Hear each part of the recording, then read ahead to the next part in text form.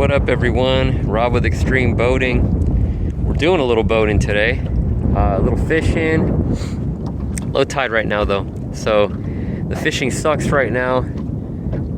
Kind of missed the hot hours. I had to install some ultimate bunks on my trailer. My original trailer bunks got all jacked up, and well, I guess it was time to replace them, so went ahead, did that earlier, and then now I'm out here on the water. But as I said, fishing sucks, so finally we're gonna go ahead and do a little something different here. We're gonna do a tour of my Bass Tracker Classic. So let me give you a quick grand tour here of the whole thing as it sits and give you some ideas for your own rig. So give me a second, I'll be right back. Okay, so here she is.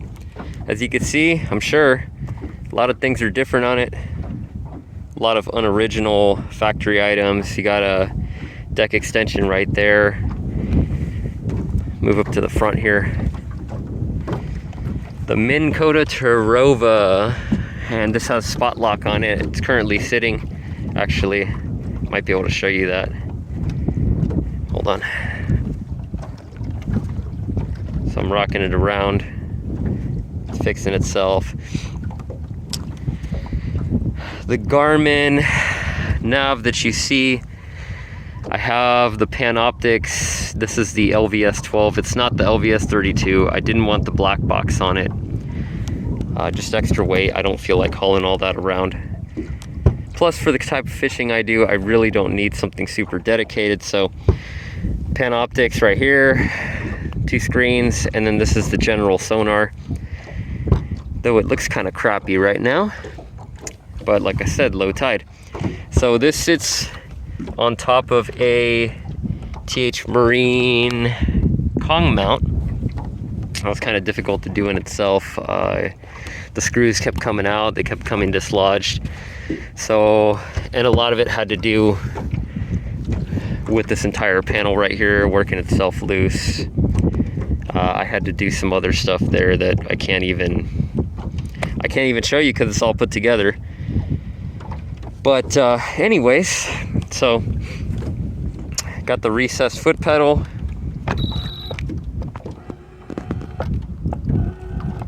Really comfortable. Throw spot lock back on there. Got some rod keepers on this side, got some rod keepers on that side. Today I went a little bare on everything. I really didn't anticipate good fishing, so glad I did. I only brought about 3 rods. But as you can see, because of the deck extension, I kind of don't have the storage locker anymore, or whatever you want to call it, rod storage. So what I did was, as soon as I installed that deck extension, I planned it. Basically, I just reversed the way it mounted, so I could still mount up 4 rods, and they just run right to the back right here, and they're held down by this rear rod retainer. So when it's time to go ahead and do something, let it go, and then I can pull my rods out. Want to strap them down, good to go there. So the seats here are pretty standard stuff. This right here, this is actually a 3rd seat. Where did I get this from? I got it from Bass Boat Seats, I think. Gives me some awesome extra storage. Gives people a place to sit if I ever have a 3rd person. And I think this seat is actually, it's made by Deckmate. They sent me the wrong seat. It was gonna cost more to send it back, so whatever. Looks a little weird, but it works. People are comfortable, so whatever. I'm just gonna leave it as is. To complement the deck extension, I went ahead and added this Coleman party stacker. I got this idea from Bread for Bass, actually. So I just use it for whatever. I could throw the phone in there, whatever, whatever you want.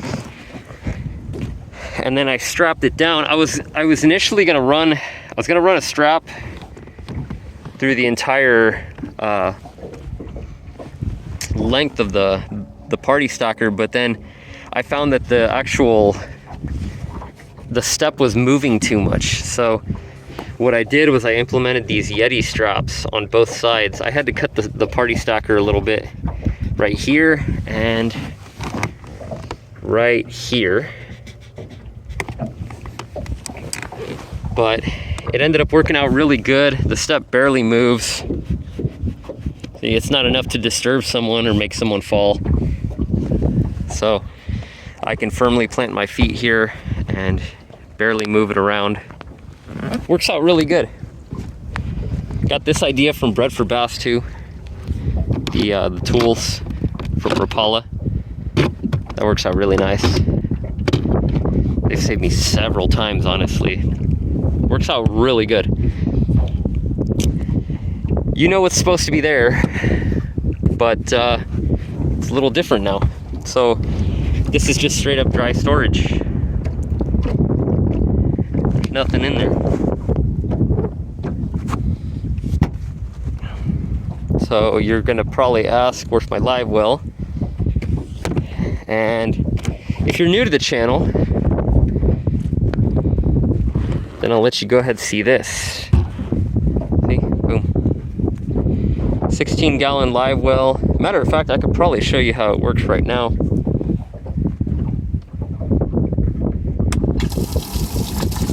And that was done on this aerator switch.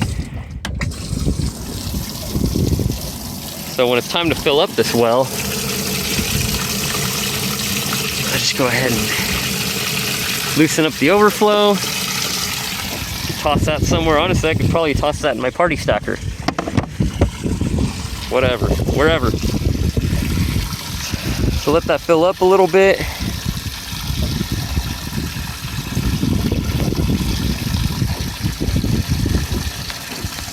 We'll be right back as soon as that's full.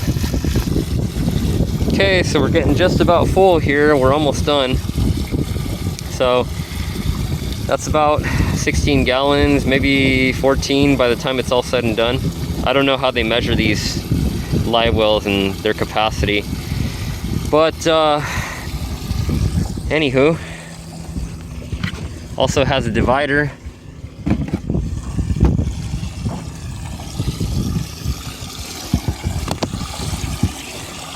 So if I'm ever in tournaments, boom, see? So we'll go ahead and kill that. Now we'll go ahead and run the aerator system, or the recirc system, I'm sorry.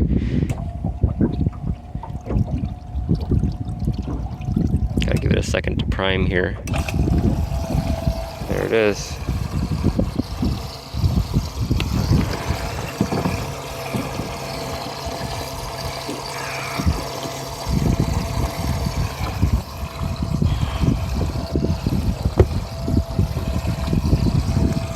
Anywho, yeah, works really good. I put two and a halfers in here pretty recently, and it held up really well. Kept them nice and peppy the entire time I kept them. I was running it pretty hard too. You know, it just works exactly as it should, no problems. So we'll go ahead and, now that we're done here, I'll go ahead and pump out what's in here.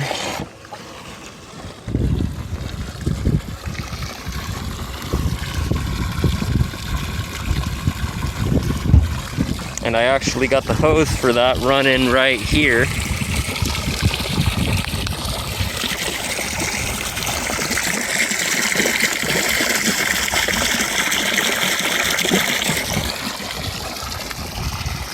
That's about 800 gallons per hour. The actual fill nozzle is about the 500 gallons per hour version, which kind of sucks, but I'm not going to complain.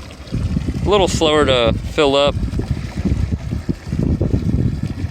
but it's pretty fast on the recirc. As you can see, it's emptying itself out right now.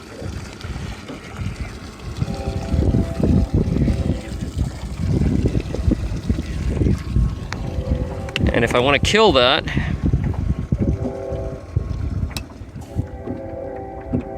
nothing more. But if I want to turn it back on, as you can see, nothing's going on. So I'll go ahead and turn it back on.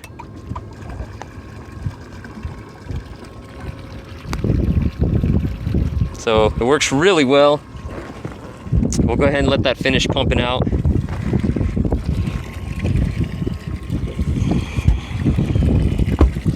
And I know you're probably wondering, well, okay, you did the Livewell, and that's all fine and dandy, and you know, you got a bunch of space now, but what'd you do with the oar?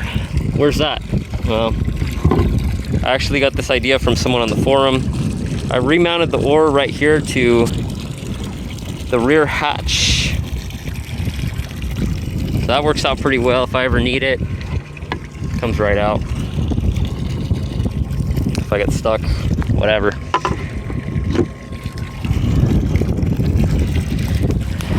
$12-gallon gas tank. I'm almost out here, actually. Starting to run out. I didn't anticipate running it too much today, so yeah.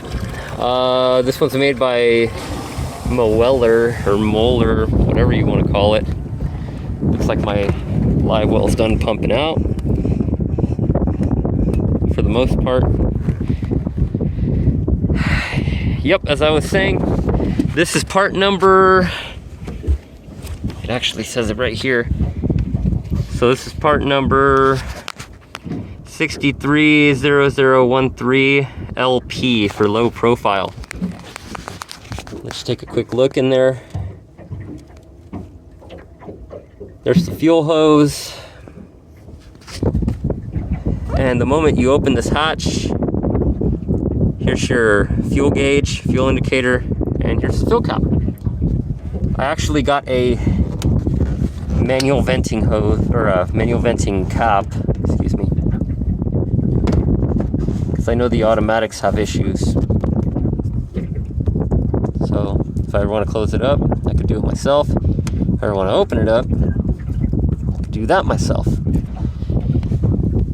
So this is my cranking battery. This is a Group 34 AGM. This is an X2 power battery. Got a bunch of wiring here, as I'm sure you see. This one right here is a Group 27. Well, this one's a 34M. Excuse me. 34M. Works out for the cranker. This one is a Group 27M. This battery right here is exclusively for the electronics only.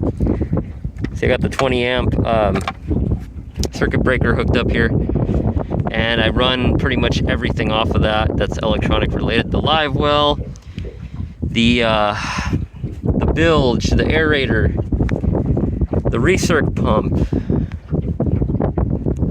all the navs, what else, nav lights, stuff like that.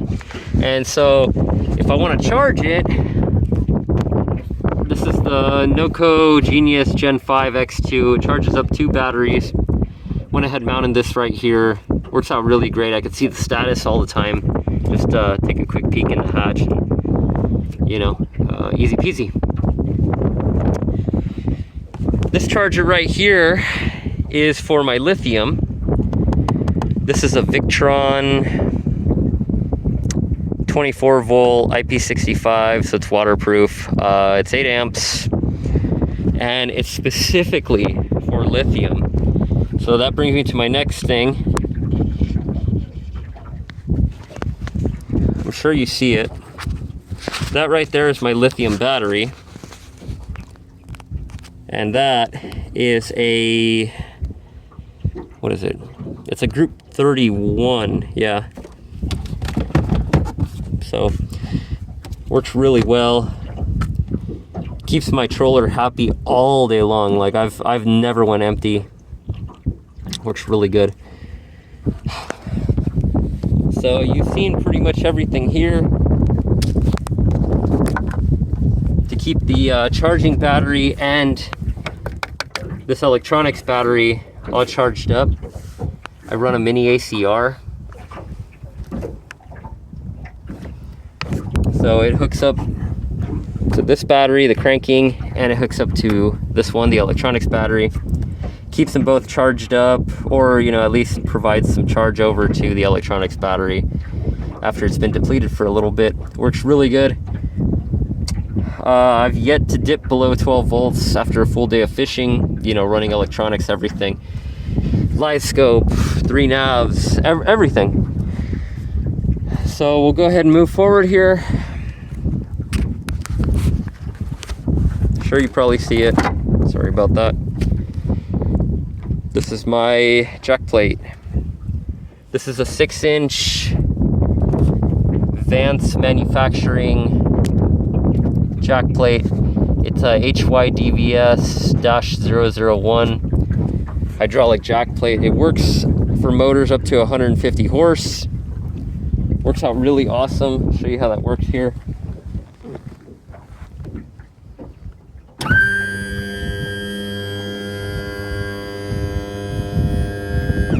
And just like that, we're already up. So I didn't need to do any extra work extending steering cables. I did have to route it a little bit differently. As you know, I'm sure on the bass trackers, that steering cable is tucked beneath because obviously they don't anticipate a jack plate on these kind of boats.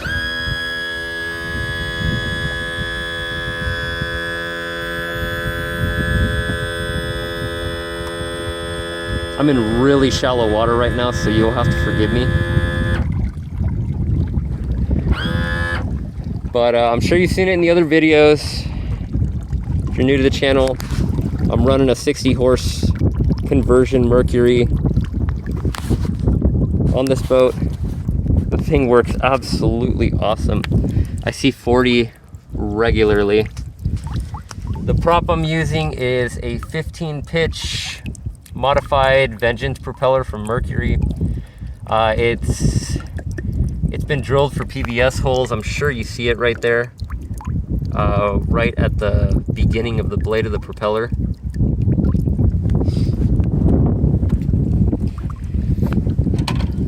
Let's see. Yeah, I'm sure you can see it. But anywho, yeah, it's been, as I said, it's a 15 pitch. It's had some cup added onto it for better grip in turns. What else? The PVS holes. I see an RPM with this current setup as sits. I see an RPM of about, what is it? 58. Yeah, about 58.25 with a 3 blade. So I'm right about, I'm not sure if you could see it, but right about where my nail begins. I'm nominally seeing that type of wide open throttle activity. And I'm seeing roughly about anywhere from 40 to 43 miles an hour. Works out really good. Pretty awesome setup. So next up, steering wheel. I don't like the 13-inch stock steering wheel. I feel like a lot of effort is needed to turn it. I don't like it. So what I went ahead and did, this is a 14-inch Schmidt Torcello steering wheel. They offer several different types of layouts for like the design, but it's pretty nice because it's a 3-piece setup. There's this hub adapter here in the back, the wheel itself, and then this cap is actually functional. On these tracker boats, you'll see that this cap right here actually just pops off, but I can't actually pop this off unless I have Allen keys, unless I actually take all these bolts out. So it's pretty nice, feels super secure, gives me way better steering confidence. it just rocks, period. I mean, this is my first time running it. I really, really like it in comparison to the previous setup. But anyways, moving forward, got a water pressure gauge. Went ahead and installed that because of the jack plate. Plus, I like to know my PSI while I'm running. I don't rely on the telltale. It's just a bad, it's not really good practice. Anywho, standard RPM gauge. So this right here, you'll see I have 3 voltmeters. And if you're new to the channel, I mean, you've never seen this before, obviously. If you're not new, you've seen this setup on my boat already. So, main battery. Sorry, it's a little bright out. So anyways, so yeah, I turn on the ignition switch. I got 12.8 out of the cranking, got 26.9 out of the troller currently, and then I got 12.4 out of the electronics battery. Works really good. This one stays on unless I turn it off right here. Dual USB port. I like it. Nice little addition. So I leave that on the entire time that I'm out. And then finally, we got my dual nav setup right here. As I'm sure you can see, I don't touch this. This stays on that map or the other type of version. I think it's Perspective 3D, something like that. Oh, and then there's general maps, but either way, this stays on maps all the time. This is specifically GPS only. Oh no, I'm sorry, not GPS. This is specifically fish finder duties only. This does not change unless I'm changing over to side scan. Yep, there it is. Give it a second here, you'll see it. But yeah, regardless, let's see what I got here. Oh yeah. Yeah, so between keys 1 and 2, the maps never change. And between keys 1 and 2 here,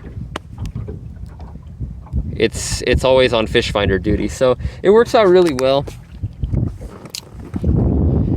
But yeah, outside of that, I think I've shown you inside the deck extension. So got enough space for tackle there, my own bag. That cubby is still in place. You could fit a bag in there, whatever. And then I keep the net right here. What I want to do eventually maybe is move the net to right here. Mount up some quick fists or something. Just something to keep it in place. But in the meantime, yeah, it works for what it is.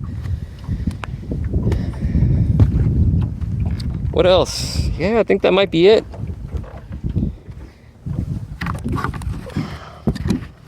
Anywho, guys,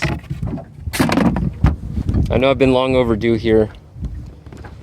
I've been trying to pump out videos like crazy. I'm sorry. This is probably going to be one of the longer ones. But, yeah.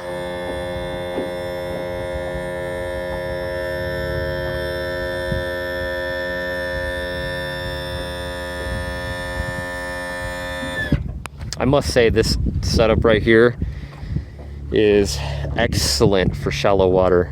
So I can get in as low as like 0.8 feet. I mean, it just, I don't think I've ever gotten stuck, to be honest with you. But yeah, love this boat. Definitely made for tournaments now. You know, I literally got everything that you could need. Tons of space for rod holders. Hold 4 rods there. I can hold 6 on that side and 6 on that other side. So what is that? 12, 16 rods. 16 rods easy. And then I still got something else for it. But yeah, and then this is where I keep my nav light and my power stick.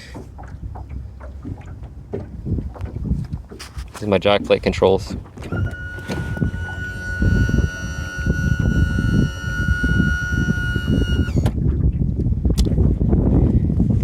So yeah, yep. Other than that, we're pretty much all empty in the Livewell for the most part. And yeah, now you guys know the setup. Check out my other videos for, you know, how-tos and instructionals. But yeah, thanks for your time, guys. It's too bad it's low tide. Anyways, I appreciate your view. Like, comment, subscribe as always. Shoot me over some ideas. You know, I'm always open to doing some more videos. Finally freed up here, and the boat's finally back in commission, just because of the whole bunk fiasco that I had. Anywho, guys, thank you so much. I appreciate your time. Take it easy, and I'll see you soon.